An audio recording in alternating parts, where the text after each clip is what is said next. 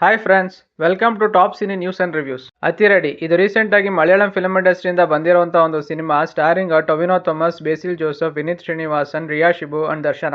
Story line ಗೆ ಬರೋದಾದ್ರೆ, ಬಿಸಿಇಟಿ engineering college fest ಅಲ್ಲಿ ನಡೆಯುವಂತಹ ಒಂದು ದುರ್ಘಟನೆಯಿಂದಾಗಿ ಆ ಒಂದು ಕಾಲೇಜ್ ಮ್ಯಾನೇಜ್ಮೆಂಟ್ ಇನ್ಯಾವತ್ತೂ ಕಾಲೇಜ್ ಫೆಸ್ಟ್ ಮಾಡಬಾರ್ದು ಅಂತ ಡಿಸೈಡ್ ಮಾಡ್ತಾರೆ.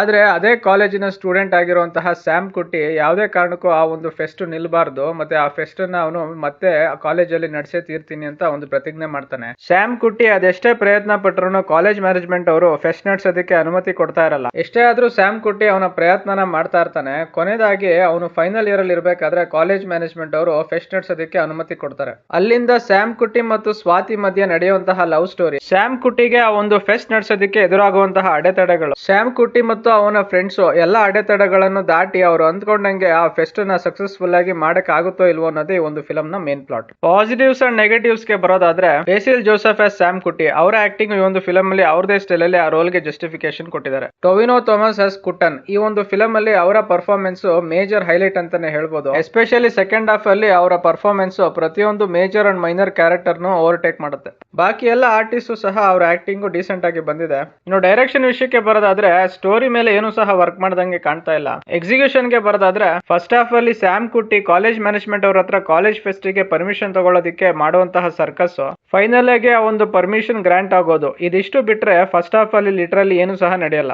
ಬೇಸಿಲ್ ಜೋಸೆಫ್ ಮತ್ತು ರಿಯಾ ಶಿಬು ಮಧ್ಯೆ ನಡೆಯುವಂತಹ ಒಂದಷ್ಟು ಲವ್ ಸೀನ್ಸ್ ಮತ್ತೆ ಟೊವಿನೋ ಥಾಮಸ್ ಆಕ್ಟ್ ಮಾಡಿರುವಂತಹ ಕೆಲವು ಪೋರ್ಷನ್ಸ್, ಈ ಮೂರು ಜನರ ಪರ್ಫಾರ್ಮೆನ್ಸಸ್ ಫಸ್ಟ್ ಹಾಫ್ ನ ಮೇಜರ್ ಬಂಡವಾಳ.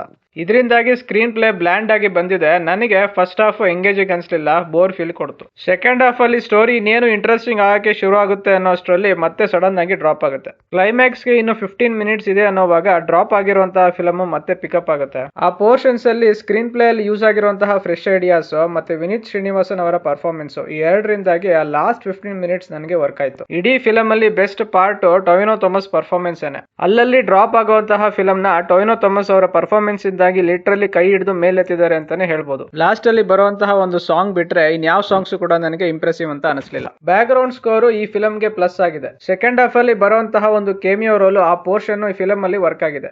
Disappointing first half, average second half. Basil Joseph ಅವರು ಲೀಡ್ ಆಗಿ ಆಕ್ಟ್ ಮಾಡಿದಂತಹ ಮಾರಡಮಾಸ್ ಫಿಲಂ ಒಂದು ಬಿಟ್ರೆ ನನಗೆ ಸೂಕ್ಷ್ಮದರ್ಶಿನಿ, ಪಾನ್ ಮ್ಯಾನ್ ಮತ್ತು ಪ್ರವೀಣ್ ಕುಡು ಶಪ್ಪು ಈ ಮೂರು ಫಿಲಮ್ಸ್ ನನಗೆ ತುಂಬಾ ಇಷ್ಟ ಆಗಿತ್ತು. ಆದ್ರೆ ಈ ಒಂದು ಫಿಲಂ ಪರ್ಸನಲಿ ನನಗೆ ಡಿಸಪಾಯಿಂಟಿಂಗ್ ಫೀಲ್ ಕೊಡ್ತು.